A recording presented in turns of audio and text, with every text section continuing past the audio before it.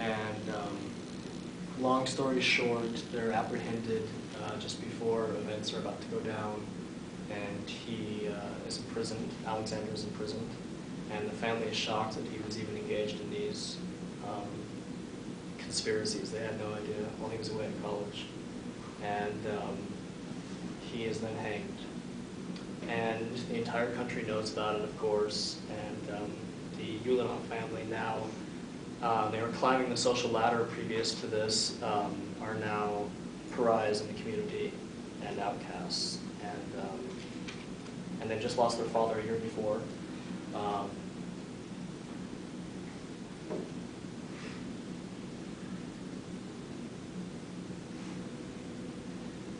And it's noted that the treatment of the Ulanovs and of Vladimir specifically changes dramatically, whereas they were seen as the great hope of the community.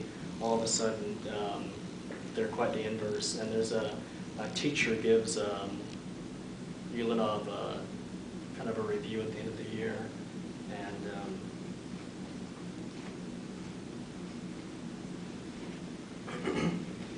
his teacher writes, so Vladimir graduates top of his class. He writes, Vladimir is extremely talented, consistently keen and accurate.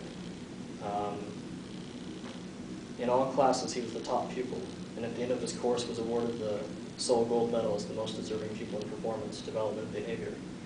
Neither at the gymnasia, which is kind of what they're referring to there as a preparatory academy, nor outside on any occasion did it ever come to light when Vladimir, by word or deed, attracted disapproving opinions from the governing authorities or teachers of the gymnasia. His parents always carefully supervised Ulanov's education and moral development. From 1886, after his father's death, this involved his mother, who concentrated every concern and care on the upbringing of the children. Religion and rational discipline laid the foundations of the education. And the teacher goes on to just extol his virtues, except this is right after his brother Alexander has just been hung for treason. And so it takes a different turn towards the end of the review. His teacher says, I cannot but remark, though, on young Vladimir's excessive reclusiveness and on his self-distancing from intercourse, even with his acquaintances, and outside the gymnasia, even with schoolmates who were the greatest flower of the school, and on Vladimir's general unsociability. And so it goes on to characterize him in more and more demonic terms. And Service gets into the historiography here and says it was probably true that Lenin was what we call introverted today, but there was kind of a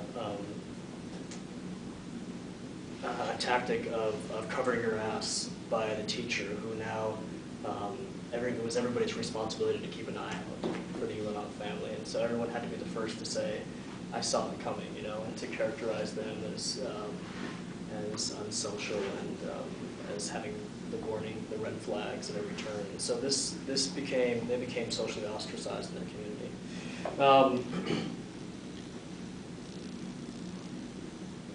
But at this point, when his brother is hanged, according to most of the historiography, young Lenin has no concept of politics. The educational system there is extremely censored. And he has no concept of what his brother was into and was learning about. But within a year's time now, between the time his brother is hanged and within a year's time, by the time Lenin is 18, he will be a full-fledged revolutionary sympathizer, if not activist.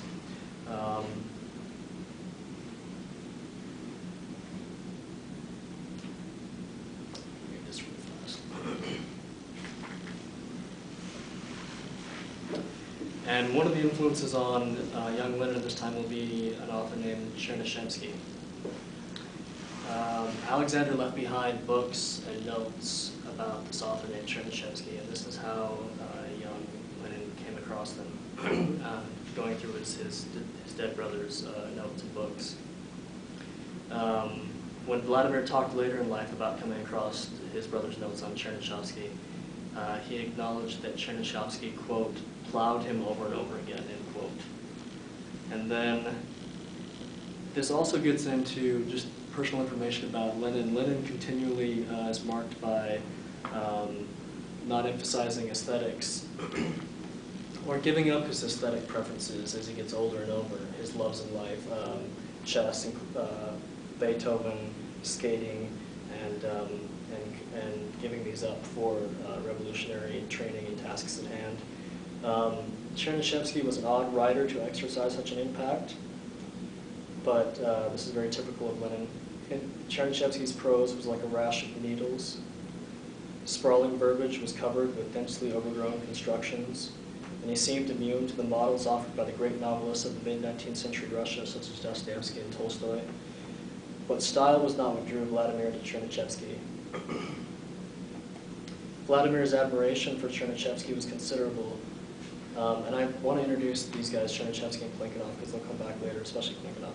In 1864, the Ministry of the Interior banished Chernyshevsky as an irreconcilable opponent of the Romanov autocracy, forced to a forced labor camp in eastern Siberia. The Russian Empire, and we probably all know this, was so large it wasn't necessary to deport subversives from the country. They could just be kept in distant locales. Chernyshevsky, even in exile, refused to recant his opinions, and generally is considered to have been a former revolutionary agrarian socialist. But nevertheless, he was not an idealizer of the peasantry, nor did he espouse the rural life.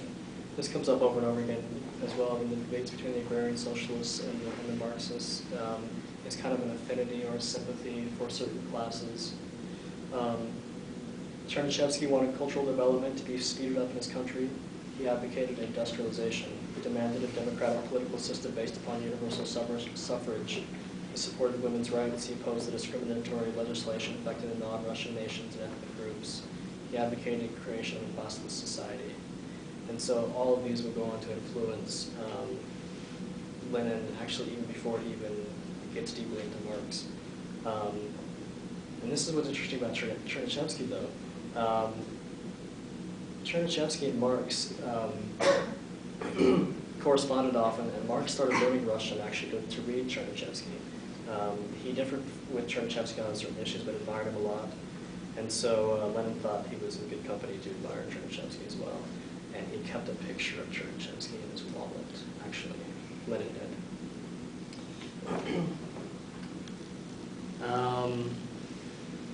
Lenin is barred from certain schools because of his brother's activities.